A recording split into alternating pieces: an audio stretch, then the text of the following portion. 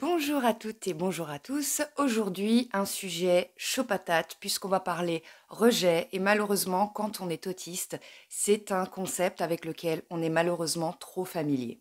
Mais si, au lieu de se dire qu'on allait remuer le couteau dans la plaie, on voyait les choses autrement et qu'on essayait de prendre un peu de hauteur sur ceux qui nous nient au quotidien et qu'on les voyait comme une sorte de catégorie sociologique humaine qu'on pourrait classer dans 7 profils.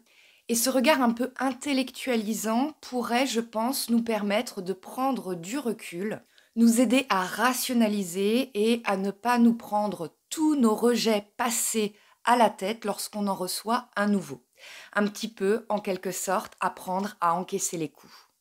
Alors ici, on ne va pas faire de misérabilisme ou de victimisation. Je n'appelle absolument pas à faire une chasse aux sorcières avec les commentaires que je vais proposer. Non, pas du tout. Je remercie même ces personnes qui m'ont permis de faire cette recherche sur le long terme. Et si ça peut vous rassurer, parce que je sais que vous êtes très empathique, sachez que je n'ai pas pris ces commentaires pour moi parce que ces personnes ne me connaissent pas. Elles ne connaissent pas le TSA-SDI. Donc ce n'est pas à moi que les critiques s'adressent, mais tout simplement au trouble du spectre de l'autisme sans déficience qui est ici nié dans son existence. C'est tout simplement de l'ultra-crépidarianisme qui est la faculté de penser qu'on a des connaissances dans un sujet alors qu'on n'en a pas. Merci à Fabien Olicard dans son livre L'anti-guide de la manipulation qui parle de ce concept de l'ultra-crépidarianisme et qui cite une expérience sociale où les chercheurs ont découvert que les connaissances qu'une personne a sont inversement proportionnelles à ce qu'elle se représente être ses vraies connaissances. Pourquoi ? Eh bien parce que quand on s'y connaît dans un domaine, plus on avance et plus on se rend compte de l'étendue des connaissances qui restent à acquérir pour avoir une vision globale. Alors que lorsqu'on ne s'y connaît pas vraiment, on pense qu'on s'y connaît sur le sujet parce que on a lu un article ou qu'on a un petit-neveu. Vous savez, le fameux petit-neveu qui est vraiment autiste, lui. On va simplement aujourd'hui observer des personnes qui sont atteintes d'ultra-crépidarianisme et qu'on ne doit pas voir comme des fléaux qui ne font pas de mal tant qu'elles ne font pas partie de vos proches. Si c'est le cas, cœur sur vous, je sais ce que c'est douloureux. Être nié dans son autisme, c'est être nié dans ce qu'on est profondément. C'est le fait que l'autre nous attribue des intentions que nous n'avons pas. L'autre nous attribue des adjectifs qualificatifs qui ne nous ressemblent pas. Et c'est profondément violent. Alors, la faute à qui ? À quoi ? Est-ce que c'est parce que l'autisme est très mal représenté dans les médias ? Est-ce que c'est parce que certains représentants disent que l'autisme est un super pouvoir et qu'il ne faut pas le considérer comme handicap ? Respect à ces personnes-là, c'est une manière de voir les choses, mais ça n'est pas la mienne. Enfin voilà. Quel pourcentage dans le diagramme occupe ces différents faits de société ? D'ailleurs, au passage, si ça vous intéresse, j'ai toute une playlist sur autisme et société. Je ne sais pas, mais en tout cas, ce que je sais, c'est que les commentaires haineux et négationnistes que j'ai reçus ont pu être classés dans 7 catégories. Et si vous faites partie des personnes citées, parce que j'ai prévenu toutes ces personnes qu'elles allaient faire l'objet d'une vidéo, eh bien, je vous remercie d'être venus. Installez-vous confortablement. Je vais essayer de ne pas vous faire sentir comme vous m'avez fait sentir quand j'ai lu vos commentaires. On va y aller crescendo dans la difficulté à se le prendre en pleine figure, en commençant par les plus innocents et en terminant par les plus méprisants. Donc, si au cours de la vidéo, on a de la tachycardie, la tête qui tourne, qu'on stime très très fort, qu'on a du mal à respirer, stop, on fait pause, on va voir une vidéo de chaton. Ça ne sert à rien de se faire du mal. Je sais qu'on est tous et toutes différents dans notre gestion émotionnelle et notre sensibilité, donc on n'est pas là pour se faire du mal non plus. D'accord ? Allez, et si vous êtes prêts, on se retrousse les manches, on met un petit peu d'ordre dans tout ça, c'est parti.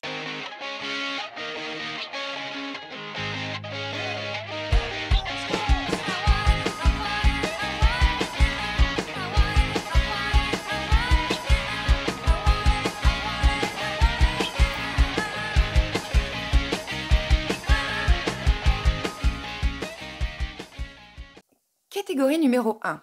Ceux qui nient l'autisme en sous-entendant « tu es juste sensible ». Premier commentaire. Être solitaire n'est pas une maladie, et c'est plutôt un signe de bonne santé mentale que de ne pas s'intégrer dans un monde complètement malade. C'est intéressant que vous soyez 43 à citer cet aphorisme. Ça mériterait une vidéo, merci. Et là, au passage, on voit aphorisme avec un S. Donc, ne vous inquiétez pas, les dyslexiques sont nombreux sur cette chaîne et j'en fais partie. Donc voilà, on peut s'auto-tacler aussi, hein. On est là pour rigoler. Alors, en gros, cet aphorisme-là, je l'ai eu plein de fois. Ce sont des personnes qui pensent que, comme la société est malade et qu'aujourd'hui les êtres humains ne sont que des codes-barres, eh bien, il est normal de ne pas être tout à fait adapté. Sauf que entre être tout à fait adapté et être autiste, il y a vraiment un gap. Imaginez-vous, c'est comme si vous disiez à quelqu'un, il fallait que je te dise, j'ai une leucémie. Attends, mais c'est normal, la société, elle dysfonctionne, donc tes cellules plastiques, elles font pareil, hein.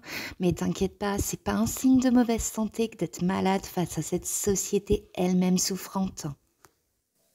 Ok. Bref, je n'ai rien contre cette spiritualité-là, j'ai même un intérêt spécifique pour le taoïsme et le bouddhisme, mais par pitié, quand une personne vous dit qu'elle est autiste et vous donne ses difficultés, ne lui dites pas qu'en fait elle est tout à fait adaptée parce que c'est un renversement de la situation qui dit en fait à la personne tais-toi. Dans cette autre catégorie, on a aussi des personnes qui pensent que l'autisme c'est simplement être un peu plus honnête que les autres. On lit.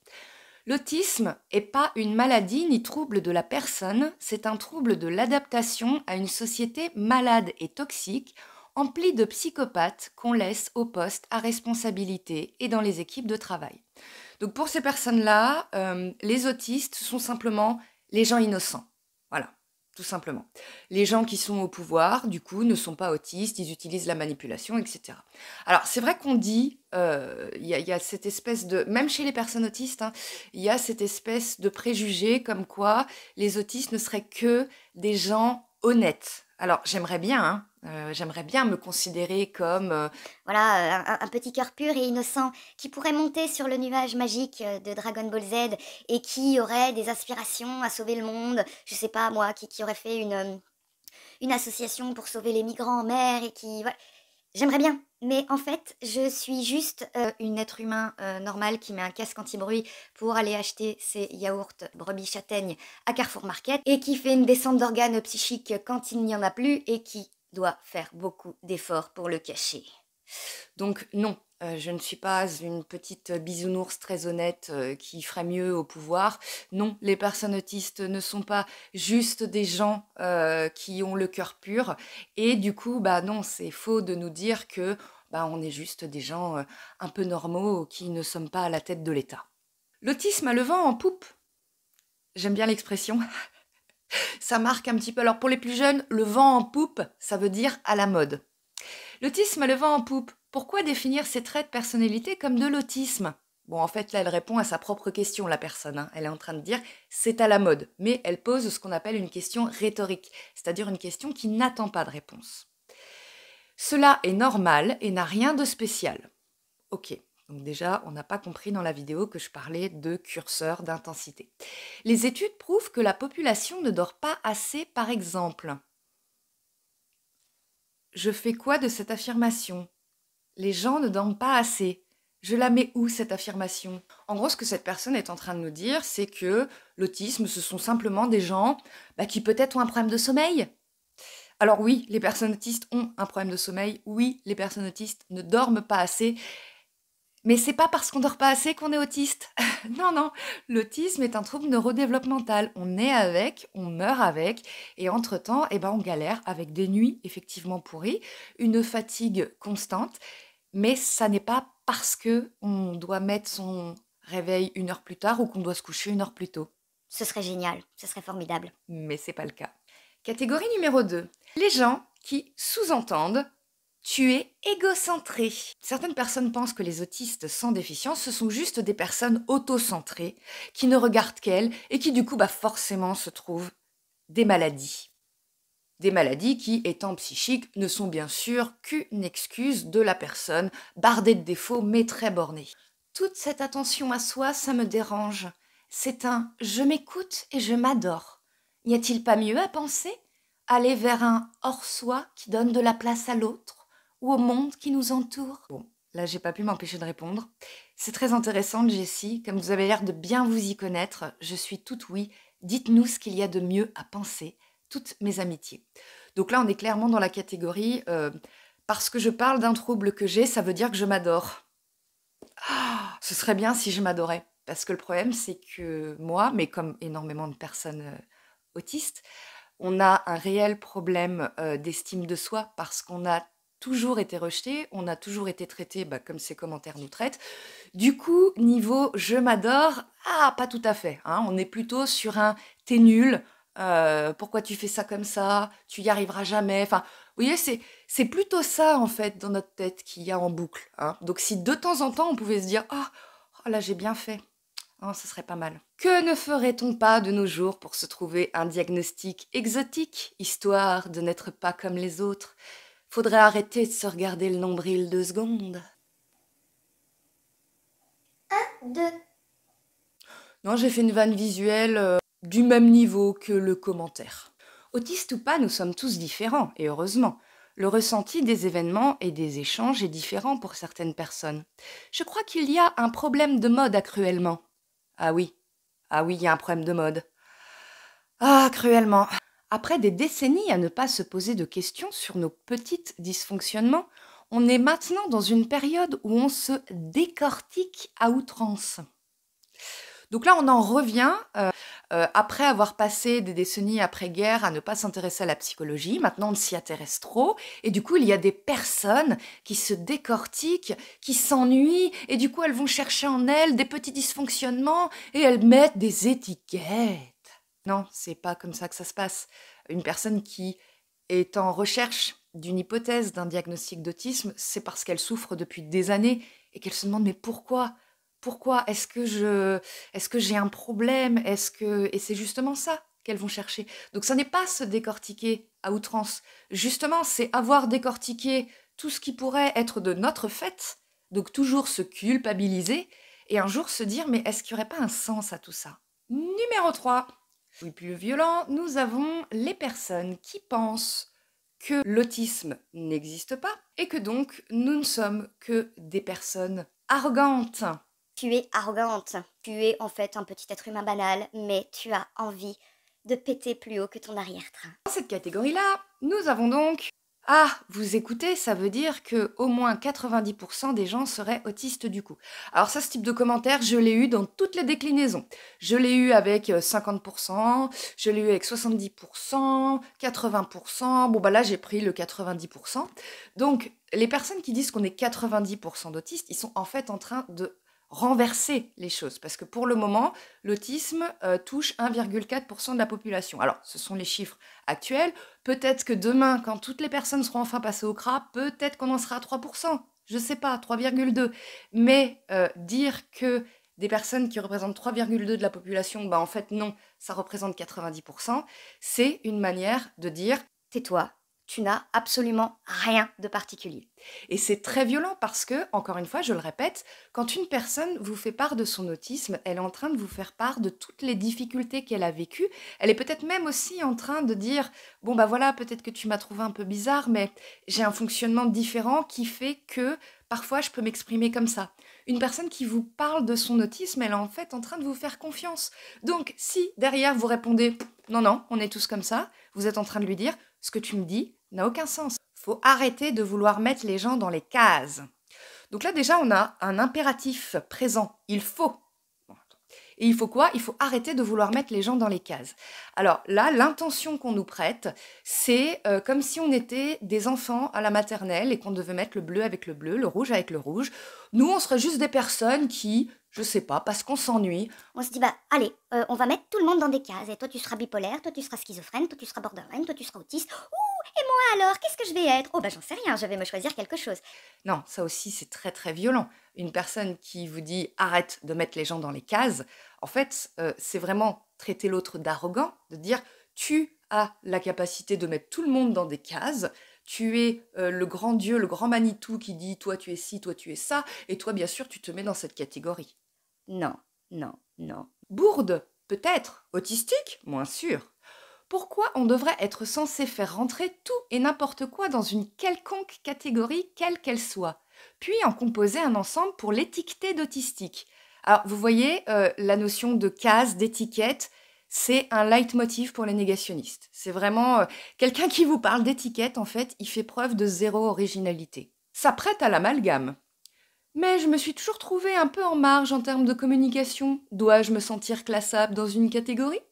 Donc là, on a encore une question rhétorique, c'est-à-dire une question ironique qui n'appelle pas à une réponse, hein, puisque là, la personne est en train de dire « Bon, bah moi, j'ai un petit peu de problème au niveau social. Est-ce que je dois être dans une catégorie? Dis-moi, toi qui es derrière la caméra et qui classe tout le monde. » Eh bien oui, Jean-Jacques, je sais pas, peut-être que c'était une femme, mais on l'appellera Jean-Jacques. Eh bien oui, Jean-Jacques, tu es dans la catégorie de ceux qui jugent les personnes autistes sans déficiente comme des arrogants qui classent tout le monde. Donc là, je t'ai mis dans une catégorie, Jean-Jacques, mais je ne sais pas qui tu es et tu ne sais pas qui je suis non plus. Donc, on va arrêter avec les questions rhétoriques. Franchement, tout cela, c'est du baratin de psy. Psy, entre guillemets. Bon, ça veut dire quoi? Ça veut dire que psy, c'est pas un vrai mot? Est-il besoin de cacher tous nos petits défauts derrière des mots scientifiques? Pourquoi se déculpabiliser en se trouvant des maladies? Les 10 points, donc ça c'était ma vidéo sur les 10 caractéristiques qui peuvent être autistiques, les 10 points sont des choses normales de la vie. D'accord, donc se faire harceler, c'est une chose normale de la vie. Tout le monde a été harcelé. C'est triste parce que moi j'ai été harcelée et je me rappelle que c'était assez traumatisant. Donc je me dis, si on était tous harcelés, ça veut dire quoi? Ça veut dire que les harceleurs n'existent pas ou ils sont 1%? Peut-être ça. Nous ne sommes pas tous pareils, c'est tout. Alors là, j'adore le pourquoi se déculpabiliser en se trouvant des maladies. Là, on est clairement dans le tu es arrogante parce que cette personne, ce qu'elle nous dit en substance, c'est Bon bah voilà, t'as des défauts comme tout le monde, hein. Sauf que au lieu de les assumer, ma cocotte, bah tu t'es trouvé des maladies, hein. Oh, je suis maladroite. Ah bah j'ai un trouble des fonctions exécutives. Tu mets un terme scientifique et comme ça, t'as cassé le vase et c'est pas de ta faute. bah oui, il se trouve que on peut tous être maladroits. Donc si je dis je suis maladroite, les gens vont se dire, bon, on est tous un peu maladroits quand on est fatigué. Mais si j'essaye d'expliquer, j'ai un trouble des fonctions exécutives, c'est-à-dire que bah, dans mon cerveau, tout ce qui se coordonne, bah, ça capote. Oui, je suis en train de t'expliquer que j'ai cassé le vase parce que ça m'arrive souvent, parce que dans mon cerveau, ça se coordonne pas. C'est pas que je me trouve une excuse, c'est pas que je veux me dédouaner de tout ce que j'ai fait. Je te le paye ton vase si tu veux. Je paye les pots cassés. Mais, clairement, c'est dans mon cerveau. Est-ce que tu demanderais à quelqu'un en fauteuil d'aller te chercher la petite cuillère en disant tu te trouves des excuses pour ne rien faire? Non, non, voilà. Neurologique, c'est neurologique. Et l'autisme n'est pas une maladie mais un trouble. Bon, on va répéter 50 fois, mais c'est pas grave. Catégorie numéro 4, les personnes qui pensent que l'autisme sans déficience existe peut-être, mais que nous, si on parle, qu'on regarde dans les yeux, qu'on a un boulot, eh ben non, on ne peut pas être autiste. Donc cette quatrième catégorie s'appelle « Tu es mythomane ». Ce que raconte cette dame ressemble à l'horoscope. Tout le monde s'y reconnaît un petit peu. Sa qualification médicale doit être assez faible. Ce n'est pas une psychiatre. Alors non, je ne suis pas une psychiatre. Je n'ai pas étudié l'autisme à l'université, mais je l'étudie tous les jours à travers des livres, des articles et des témoignages qu'on m'envoie chaque jour. Je suis aussi concernée par ce trouble. Mais effectivement, je ne dois pas m'y connaître comme une psychiatre qui a eu quelques heures de cours sur l'autisme en amphithéâtre. Elle explique juste les petits travers de l'humain. Le vrai autisme, c'est autre chose tellement plus grave. Arrêtez de parler d'autisme pour tout et pour n'importe quoi. Alors, bien sûr, cette personne ne m'a pas répondu. Mais voilà, là, on est clairement dans tu es mythomane, arrête, tu ne peux pas être autiste. Le vrai autisme, on le connaît, hein, parce qu'on a tous ce petit-neveu autiste non-verbal. Et donc, on sait qu'il n'y a que cette forme d'autisme qui existe. Je me demande pourquoi vous êtes persuadé d'être autiste. Alors là, on a le verbe persuader. C'est intéressant parce que vous savez qu'on a le verbe convaincre et persuader. Convaincre, c'est quand c'est rationnel, on a des arguments. Persuader, c'est que c'est quelque chose qu'on sent à l'intérieur de soi. Donc déjà, dans le sous-entendu, on a « tu es persuadé ». Donc si tu es persuadé, c'est que tu ne l'es pas. En tout cas, vous n'avez rien dit de tout cela dans cette vidéo. Bah non, des vidéos, j'en ai fait 129. Donc je peux pas tout le temps dire quelles sont mes propres signes d'autisme dans chaque vidéo, ce serait un peu redondant.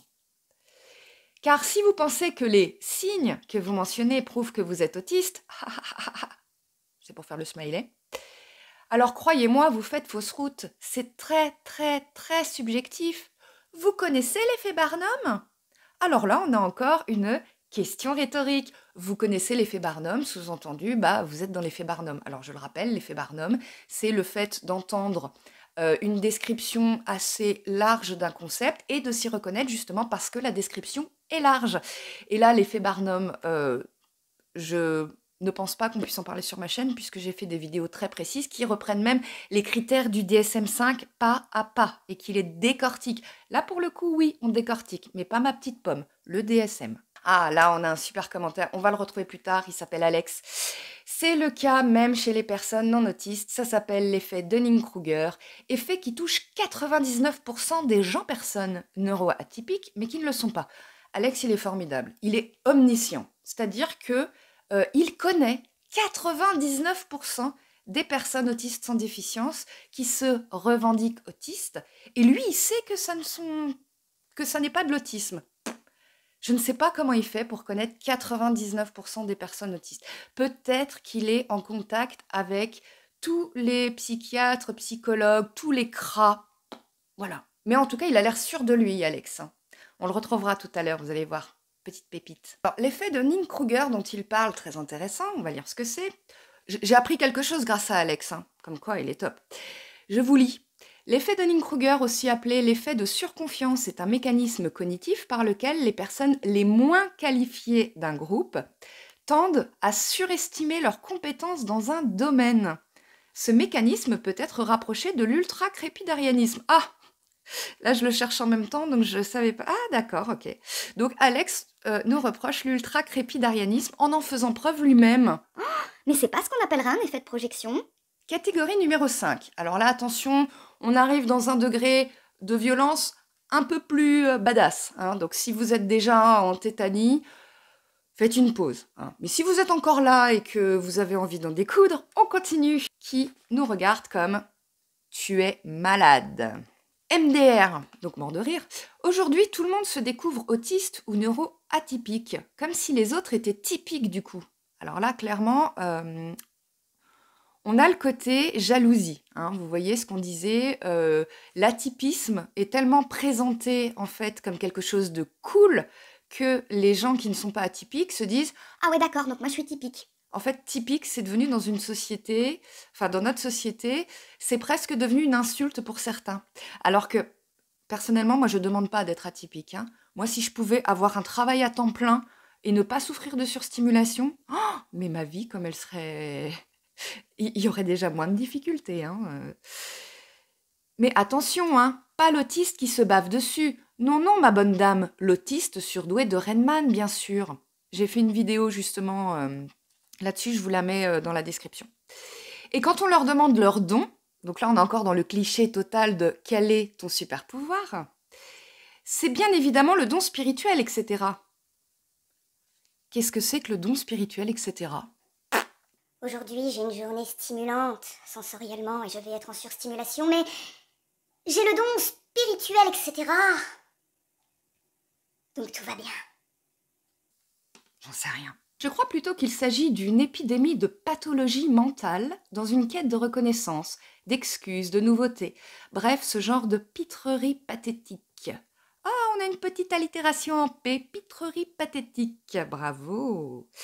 Et si on se concentrait sur de vrais problèmes, comme par exemple de vraies souffrances dues au système qui opprime et discrimine? C'est drôle parce que le système, il nous opprime et il nous discrimine aussi, du coup, nous, mais bon. Plutôt que de protéger et de s'assurer d'une vraie égalité des droits. Des sujets un poil plus rationnels, comme le sexisme d'état systématique et systémique. Là, la personne montre que elle s'y connaît en plein de trucs, et elle connaît les vrais problèmes. Et elle termine par « bref ». Merveilleux. Se dire autiste, ça change quoi? Si, c'est se coller une étiquette que de se dire autiste, parce qu'en effet, c'est beaucoup plus vague que des problèmes de vue, par exemple. Aucune expérience intérieure ne ressemble à une autre, et la seule chose qui distingue clairement les êtres, c'est ceux qui cherchent à apprendre à se connaître et ceux qui fuient. Ah, on a deux catégories là. On a des étiquettes.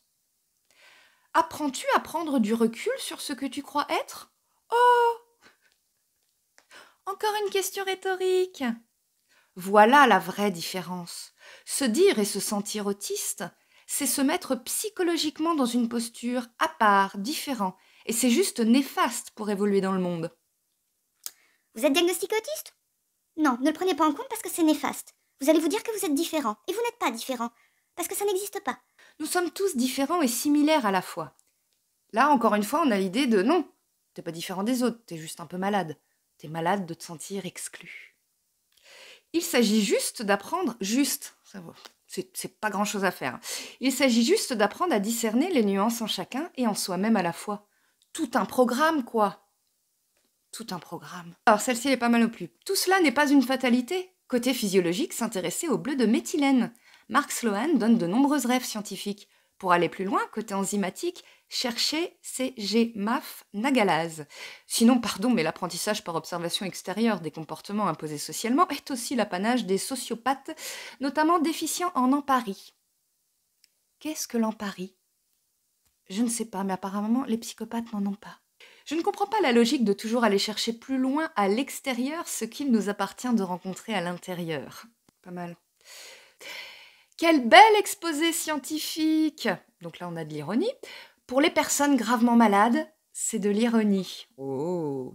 Quel beau commentaire pertinent et bienveillant. Pour la personne qui l'a écrit, merci, l'algorithme ne fait pas la différence entre la rage et l'encouragement. Ça aussi, c'est quelque chose que je voudrais vous dire pour vous détendre un petit peu par rapport à ça. En fait, l'algorithme, lui, ce qu'il voit, c'est s'il y a des commentaires ou pas. L'algorithme n'analyse pas si on vous dit t'es qu'une pourriture ou si on vous dit c'est formidable ce que tu fais. Donc, les personnes qui envoient des messages de haine sont tout simplement en train de dire à l'algorithme bah voilà, cette thématique-là, je m'y connais pas et j'aime pas, mais je commente. Donc non seulement elles vont recevoir des contenus qui sont un peu similaires, mais en plus, moi, sur ma chaîne, bah, ça me fait un commentaire en plus, donc ça m'aide. Alors celui-là, grosse pépite. Hein. Celui-là, on respire un grand coup avant de le lire parce qu'on a un psy-caca de premier ordre. Hein. Psy-caca, donc c'est la psychanalyse, et avant, l'autisme était vu sous le prisme de la psychanalyse. Hyper-expressivité des affects, donc dire beaucoup ses sentiments. Quête affective, insatisfaction, agressivité orale. Ah bon, je suis agressive, ok. Érotisation des relations. Érotisation des relations. Sont fréquentes dans la névrose hystérique. Ah, la névrose hystérique. T'entends ça, Joséphine? Elle est dubitative, hein. Il faudrait ajouter cette quête identitaire qui oriente souvent ces personnes vers ce concept d'autisme si à la mode et si recherché sur les plateaux TV ou radiophoniques. Vendre son soi-disant autisme, une profession en plein essor. C'est vrai, très chère personne, que ma profession est tellement en plein essor que non, je ne vis pas sous le seuil de pauvreté. Je suis tellement riche. Je crois que de tous les commentaires, celui-ci, il est truculent. Catégorie numéro 6. Je n'ai qu'un commentaire, mais je sais que c'est très fréquent. C'est la catégorie qui nous dit « Tu es une feignasse ». Faut arrêter de j'inventer des maladies. Ah, c'est pas mal ça, maladies. Des maladies dont on died. Pour toucher la hache. Oh, merveilleux. Vous connaissez peut-être Anthony de la chaîne Graines d'autisme. Lui, il a fait une vidéo entière qui s'appelle « Va travailler feignant d'autiste ». Donc lui, s'est déjà pris ce genre de propos dans un cercle proche. Et croyez-moi, ça fait mal parce que toucher la hache, c'est pas un rêve d'enfant. Hein. Les petits ne se réveillent pas en se disant oh, « Plus tard, je ne vais absolument rien faire, je veux juste toucher la hache ». Et c'est faux. Il y a quelques années, il y avait une vidéo qui avait buzzé sur un monsieur qui avait dit moi, je ne suis pas malade et je touche toutes les aides de l'État, donc faites comme moi ». Et en fait, cette vidéo, elle avait fait buzzer justement ce genre de personnes crédules qui pensent qu'il y a vraiment des individus comme ça. Et en fait, moi, j'ai creusé un petit peu quand j'ai vu la vidéo. En fait, cette personne, elle avait une réelle pathologie psychique. Et justement, le fait de dire des propos comme ça, trouble de l'opposition, provoque, voilà. Le fait de dire des choses très très provocatrices, ça faisait partie du trouble de ce monsieur qui avait par ailleurs plein d'autres troubles, qui étaient effectivement suivis, qui prenaient un traitement, Donc voilà, il a pris la caméra pour dire « Ah ben non, moi j'ai pas de trouble, mais je suis une grosse feignasse ». Et ça a marché. Le gars, il a buzzé, mais plus que moi qui donne un contenu, on va dire, rationnel. Pourquoi? Parce que les gens adorent se faire croire ça. Les gens adorent se faire croire qu'il y a des gens méprisables qui ne souhaitent que ça. Dernière catégorie, la catégorie la plus hardcore. Attention, là, on s'accroche. Ce sont les gens qui sont carrément méprisants et qui disent tu es médiocre. Alors moi quand j'étais plus petite, médiocre, je pensais que c'était presque une insulte parce que ma maîtresse dans mon petit village, quand on faisait les dictées ou les exercices, elle mettait à côté très bien, bien, assez bien, passable et en dernier il y avait médiocre. Donc quand on avait médiocre, c'était vraiment qu'on était... Voilà. Un jour, j'ai cherché la définition dans le dictionnaire et je me suis rendu compte que médiocre, au départ, c'était assez neutre. Ça voulait simplement dire qui est d'un niveau moyen. Mais dans le langage courant, ça a un terme un peu péjoratif. C'est quelqu'un de très très moyen, quelqu'un d'insipide. Médiocre dans la bouche de quelqu'un de pompeux, ça veut dire sombre caca, mais en un terme un peu plus joli. On va commencer avec ce message très constructif. Arrêtez avec vos diagnostics de merde. Donc, j'ai hésité avant de classer ce commentaire, parce que je me disais, mais arrêtez avec vos diagnostics de merde. Ça veut dire que la personne, elle s'adresse aux personnes diagnostiquées et elle dit que le diagnostic n'est pas vrai. Alors, j'imagine que cette personne a peut-être dans son entourage une ou plusieurs personnes diagnostiquées qui essaient de dire qu'elles sont autistes, mais cette personne reste sur « Mais arrête, t'es qu'une daube. Ton diagnostic, moi, je m'en fous. Tu te caches derrière ce diagnostic. » Donc, je pense qu'on est face à ce genre de personnes. Alors, on revoit Alex qu'on avait vu tout à l'heure. Vous vous souvenez, Alex qui est omniscient et qui pense que 99% des personnes autistes ne sont pas autistes? Eh bien, Alex nous dit aussi « La vie est inégalitaire. On peut accepter ce que l'on est sans chercher d'excuses. Certains sont médiocres, désagréables, limités, mais leur ego leur donne l'illusion que le problème ne vient pas d'eux. Quand on a du mal à s'intégrer socialement, ce n'est pas forcément dû à une pathologie mentale, mais simplement à des aptitudes limitées. Et ce n'est pas grave, le monde continuera de tourner. Un peu d'humilité. Un peu d'humilité. Ah! Et pourtant, c'est ce qu'on pourrait dire à Alex. Tu penses connaître 99% des personnes. Tu penses que tu connais tout le monde. Tu fais partie des pépites de l'ultra-crépidarianisme. Eh bien, tu vois, Alex, ma vie de personne autiste est pas facile, mais je crois que je préfère galérer plutôt que d'avoir ce mode de pensée. Et enfin, on termine avec la pépite, la crème de la crème. Attention, c'est parti. Il faut arrêter ce genre de discours négatif et culpabilisant. Je sais qu'on veut maintenant tout normer, tout cloner, faire des moutons en quelque sorte. Chacun a droit à sa différence. Et elle est là, la richesse humaine. Je crois qu'il est temps d'admettre un certain intervalle de tolérance où l'on puisse prétendre à ne pas avoir d'étiquette où l'on est normal. Le discours que vous portez fait énormément de dégâts au même titre que celui des des 10. Ah, bon bah bonjour les bisexuels, vous venez d'intégrer cette vidéo. Les 10 aussi.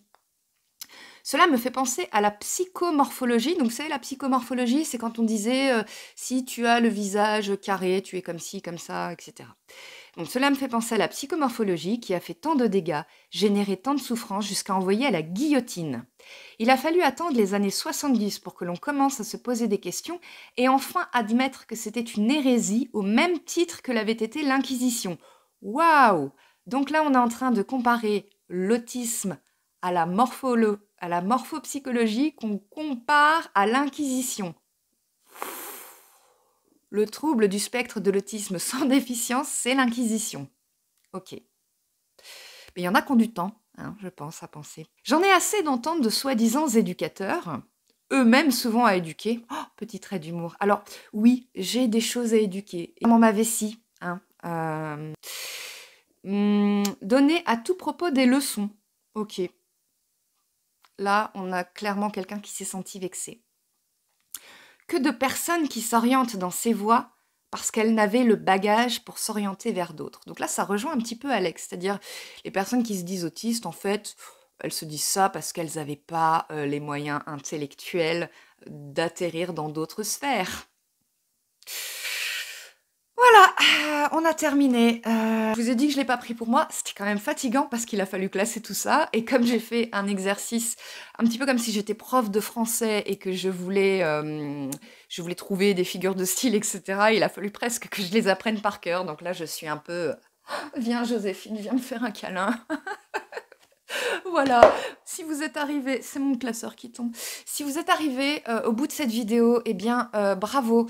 Vous pouvez l'envoyer à toute personne qui vous fera ce genre de critique pour leur montrer bah, que tout simplement leur critique n'est pas originale et qu'elles-mêmes aussi sont pris dans un effet de biais cognitif qui font que c'est très difficile de ne pas être violent aujourd'hui en 2024 avec une personne qui vous dit simplement: «Écoute-moi l'ami, j'ai toujours eu des difficultés et aujourd'hui je t'explique quelles sont ces difficultés.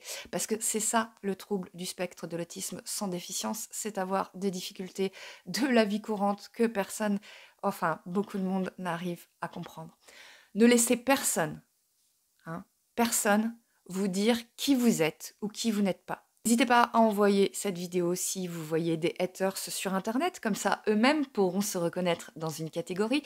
Si vous avez, vous, été cité, je vous remercie d'être ici et vous avez toujours le droit de prendre la parole dans les commentaires. Comme d'habitude, je vous lirai et je vous répondrai.